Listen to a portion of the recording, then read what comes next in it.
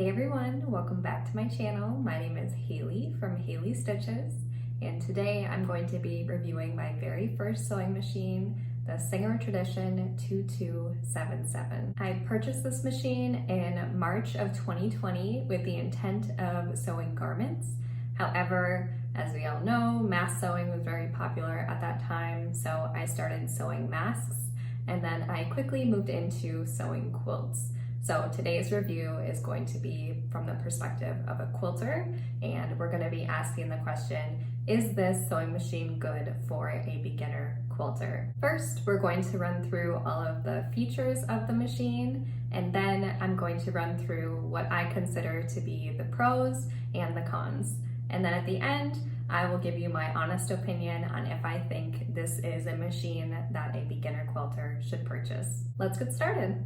This is what the Singer Tradition looks like. So it's a pretty small, sleek design. Right now, I'm just gonna quickly run through all the accessories that come with this machine that are relevant to quilting.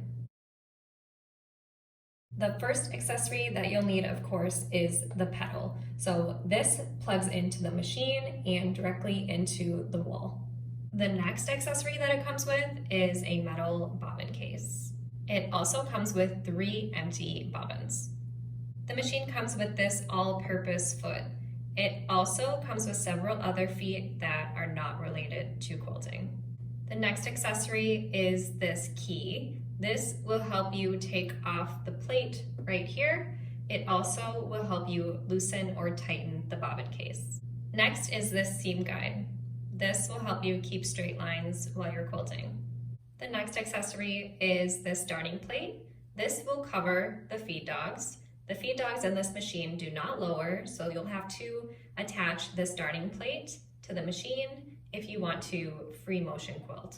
The last accessory that's relevant for quilting is this cleaning brush and seam ripper. It's a 2-in-1, so you'll have both of these accessories. The first feature that I'd like to highlight is the automatic needle threader. This was super helpful when I was first learning because threading the machine seemed more difficult than it actually was, and I do find that the automatic needle threader saves me a lot of time. So that function is over here. You just draw this down and it will thread the needle for you. The machine has a built-in light up here, and that turns on every time that you turn the machine on. It's bright enough where I don't feel like I need another lamp in my space when I'm sewing. It really focuses down here and makes it very easy to see even at night. The next feature that is very cool is how many stitches they offer. So of course, when you're quilting, you don't need to use all of these stitches, but it can be a fun way to add some interest into your finished quilt.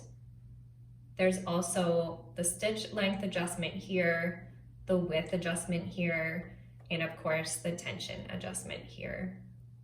The last feature of this machine that I think is really important to mention is how lightweight it is. I love how this would be really easy to bring with you to a beginner's class or a friend's house or even a retreat.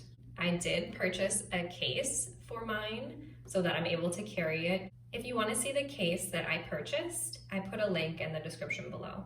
So let's move on to what I think are the pros and cons for this machine. The number one thing that I love about this machine is the price. I was looking online to see what it goes for now, and I was finding these models for anywhere between $110 to $130. So that is most likely the cheapest machine that you can get that have all the features that this one does. The price is really what drew me to this machine because I wasn't sure if sewing was going to be something that I was gonna continue to do. So I did not want to put in several $100s to a machine that I maybe wouldn't use all the time. The next feature that I really love is the automatic needle threader that I talked about earlier. It just made learning this machine so much easier, and even now when I'm using it, I don't think I could ever go to a machine that doesn't have an automatic needle threader. It gets really small and really tight when you're working in here. So it's really great that a machine that is this affordable has that feature. The last thing that I think is a huge pro for this machine is how lightweight it is. So on the website, it says that it's right around 14 pounds, which is a great weight. It's not too heavy, and it's so light that you can really carry it around to wherever you need to use it. I know a lot of beginner quilters do not have their own designated sewing spaces. A lot of you are sewing on your kitchen table or maybe even the coffee table in your living room. So you need something that's going to be portable and lightweight that you can carry around with you. This machine definitely fits the bill if you're looking for something that is portable or something that you can take out when you need to use it and put away when you're not using it. Now let's talk about the cons of this machine. So the first obvious one for quilters is the throat space. So as you can see, this is very small, probably the smallest that you could get away with if you're working on a quilt. This machine is great for piecing quilt tops together, but once you get to the actual quilting, I won't lie, it's quite fiddly and quite challenging. The largest quilt that I've been able to quilt on here was a twin size quilt, and I don't know that I would be able to quilt a full or queen size quilt with this throat space. I know it's possible, I've seen people do it, but a larger throat space is going to be something you'll want to invest in if you're planning on quilting a lot of quilt tops on your own. Another con of this machine is that I have a lot of tension issues. As you can see right now, the tension is at 0, but with this and then tightening the bobbin case in the bottom, it actually works out perfect for me. It wasn't always this way. It used to be really good when I first got it, but throughout the year, I've been using it so much that the tension is a little bit out of whack. One thing that you probably will need to do to adjust the tension is tighten the screw in the bobbin. If you look at any of the reviews of this machine, a lot of people will say they have tension problems, and just tightening this the tiniest bit when you first get the machine really makes all the difference. What should happen is when you hold the bobbin with the thread in it, it should hang in place. If you give it a little tug, it should fall down just slightly. When I first got it, I could grab the thread and this would just fall all the way down to the bottom. And that is not what you want. That tension is too loose and is not going to give you a good result. The last con is just that this machine is a bit fiddly. So I know I said the lightweight nature is great, but when you're quilting a larger quilt through it, it means that the machine is going to move. It's not as heavy duty or sturdy as some of the higher end machines are. So you really just have to take your time and be patient. But like I said, if you are just a beginner, maybe you're just learning how to piece your quilt tops together, or if you have zero interest in quilting your own quilts, then I think this is a great option for a beginner. There are a few optional accessories that I would highly recommend if you're going to be using this machine for quilting. The first one is the 1/4 inch seam foot.